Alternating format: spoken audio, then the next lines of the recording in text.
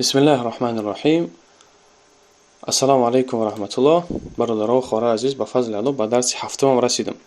هر کسی که درس‌های گذشته را اجتهاد کرد، تلاش کرد و ذخیره لغویش زیاد کرد با ازاد کردن کلمه‌های نو، با نوشتن قاعده‌هایی که گذاشتیم، ان شاء الله درس‌های آینده برای آسان‌تر و آسان‌تر میشه.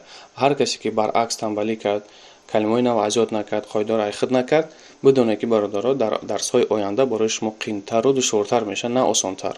اینا باید با اینوبت بگیره. خب مؤلف میگه که تمارین، مشق‌ها، جمع تمرین. یکم مشق چی بوده است؟ اقرأ واکتب مع ضبط اواخر الکلمات.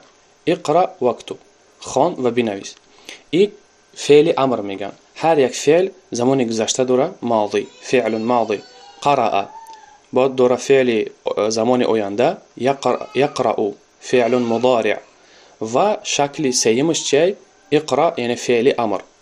اقرأ واکتب. انشالله در آینده وقتی که فعل را میگذاریم در زمان گذشته و در زمان آینده، همچنین میگذاریم زمانی چی بگیم شکل امر، فعل امر هم انشالله میگذاریم، برای که همه یکی از مهمترین درس ها که به اون نمیشود این آموختن فعل است. اگر که فعل نشناختی تو هرگز زبان آموختن نمیتونی. میگه که اقرأ واکتب مع ضبط اواخر الکلمات.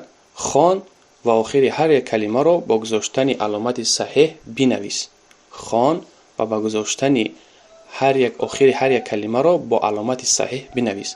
اهمیت بتین ما ترجمه کردم بگیم فعل اکتب بنویس رو در آخر گذاشتم، برای که جمله بافی عربی یک قاعده مهمه که شما باید با اینو بگیرید، ایران با عهده بگیرین. هیچ وقت تک به تک باید ترجمه نکنیم. یعنی جمله بافی لغت عربی یک نموده، جمله بافی زبان تاجیکی خمون دیگه نموده. اینجا چی فایده میگیریم؟ این که زبان تاجیکی را دانستن مهمه، یعنی زبان مادری تا باید حتما بدونی. برای ترجمه کردن درست که ترجمه تو گوش خراش نباشه، باید زبان مادری خودت خوشرو بدونی. برای زبان مادری خودت خوشرو دانستن البته کتاب‌های تاجیکی را باید بخونی. بیشتر نمی بگیم کتاب‌های شاعرای خمون بخونی، فردوسی باشد، رودکی باشد، شعر و بیت‌هایی که ای شاعرای خمون هسته همه را بسیارتر مطالعه کنی. عموما اگر کتاب زبان تاجیکی قطعی که زیاد که خواندیم، ذخیره لغوی ما در تاجیکی زیاد میشود و ترجمه ما گوش خراش نمیشود. تصور کنید اگر ما ترجمه میکردم تک به تک با جمله بافی عربی ترجمه میکردم، چگونه میشد ترجمه ما؟ خوان و بنویس با همراهی گذاشتن علامتی آخری هر یک کلمه. تماما طور نمیگیره. ببینید گوش خراش میشود. برای اون وقتی که انسانی که مترجم بشیدن یا ترجمه کردن یا چیزه، باید زبانی خودش حتما بدونه و زبانی که ترجمه میکنه او را باید قاعده های لغوی و نحویش بگیم خوشو باید بدونه. صرف و نحو باید لغتی بیگانه را بدونه، هم صرف و نحوی لغتی مادریشه. میگه بخوان و آخر هر یک کلمه رو با علامت های درست گذاشتن بنویس. خب ضبط گفته همین علامت گذاری آخر کلمه را ضبط میگن، ضبط الکتابه. خب الباب، چرا ما نمیگیم البابون؟ به خاطری که ما الف لام داریم. چه الف لامی قمری باشه مثل الباب، یا چه الف لامی شمسی. التاجر حرکتی چی میگه؟ آخرش ده حرکتی ضمه. ما گفتیم که حرکت میگیم یا که علامت میگیم، زیر و زبر نمیگیم. زیر و زبر این نامگذاری حرکت ها و مدرسه تاجیکی خمونه، اما در لغت عربی اینها را این شکلک ها را چی میگن؟ حرکت یا که علامت. الباب، چرا ما نگفتیم البابون؟ به خاطری که الف لام داریم جدا و در سه حالت تنوین با کلمه یک جای نمیشه. به خاطر بگیری قاعده را. یکم حالت تنوین یک جای نمیشه با الف لام. دوم تنوین یک جای نمیشه در اسم با اضافه، معنای مضاف و مضاف الیه چه ان شاء الله در درس های آینده میگذاریم. و اینچنین تنوین یک جای نمیشه با اسم غیر منصرف. اسم غیر منصرف هم ان شاء الله میگذاریم، مثل اسماعیل، ابراهیم، خب موسی، عیسی، خب یونس. نمیشه گفته که یوسفون یا که ابراهیمون، اسماعیلون. تنوین گذاشته نمیشه. چرا؟ محمدون میشه. مثال بسیار نام های است، خالدون، عباسون. در اینجا ما تنوین میگذاریم، اما در این نام ها اسماعیل و مثال میگیم معاویه و ابو هریره، چرا تنوین نمیگیره؟ عایشه و خدیجه و برای که اسمی غیر منصرفه. معنی اسمی غیر منصرف چه؟ در آینده ما میگذاریم ان شاء الله، در آینده نزدیک. بنابر در سه حالت تنوین یک جای نمیشید است. در حالتی که در اسم الف لام باشد، دوم در حالتی که مضاف باشد اسم، در سوم حالت وقتی که اسم غیر منصرف باشد. خب میخونیم الباب، التاجر، النجم، القمر، الديك، الماء، السرير، البيت، المسجد، الرجل، السكر، الورق. الورق برگ درخت می شود یا که ورقی همین کتاب، یک ورق کتاب، یک صحیفه کتاب هم ورق میگن و این چنین برگ درخت هم ورق می شود. از سریر رو گذاشته گیم جوگه می شود، بستر. از سریر بستر می شود. یگان کلمه نو در اینجا نیست. کلمه‌ای که گذاشتیم همش شما میدونید. اهمیت بده ما الف دیگه همون حرکت ها گفتیم که فتحه و کسره و ضمه را دیگه نمی نویسد تا اینکه شما الکی به یاد بگیرین. ای کلمه گذاشته از آن چیزی که ای خود کردین الکی شما حرکت ها را خودتون گذاشته میتونید. الف لام شمسی شید درجه تشدید میمونه. التاجر مثلا درجه الکی تشدید میگذاره. السریر درجه تشدید میگذاره. اما الباب و قمری که هسته یگان تشدید نداره. الباب هم خوانده میشه هم نوشته میشه. مشق دیگم املأ الفراغ فيما يلي بوضع كلمة مناسبة.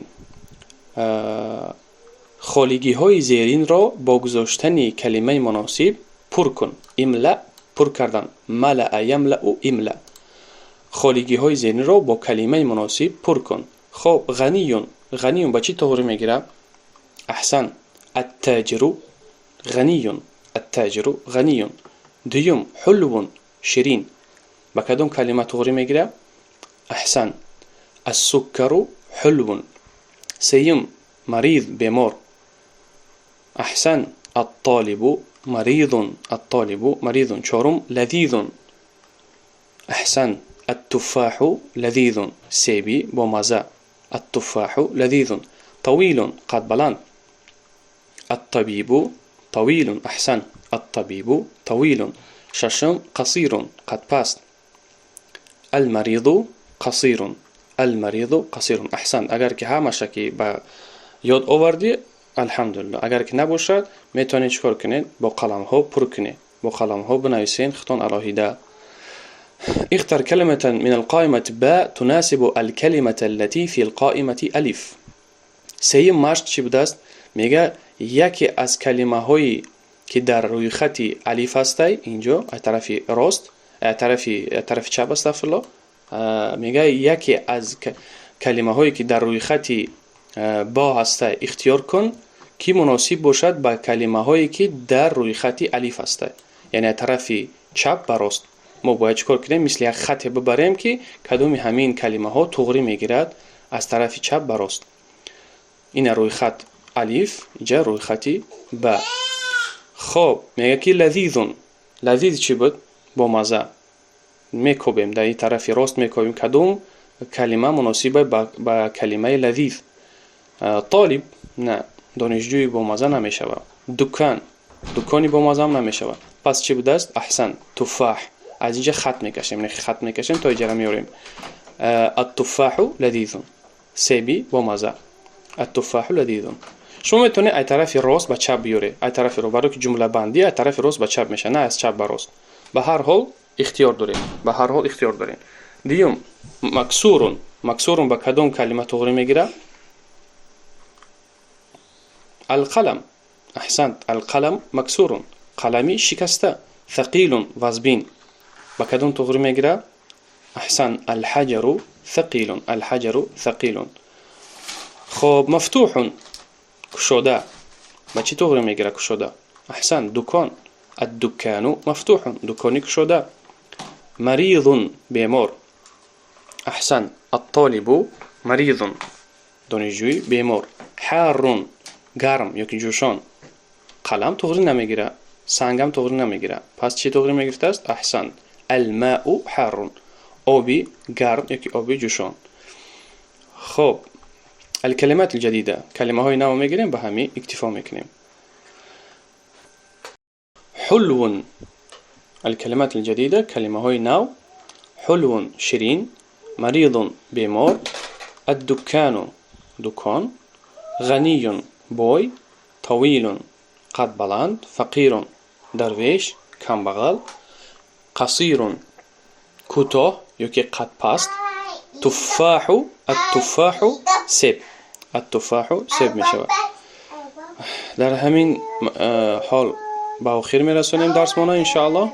تا درس های آینده الله نگهبان شما و در پناه خدا باشید. السلام علیکم و رحمت الله.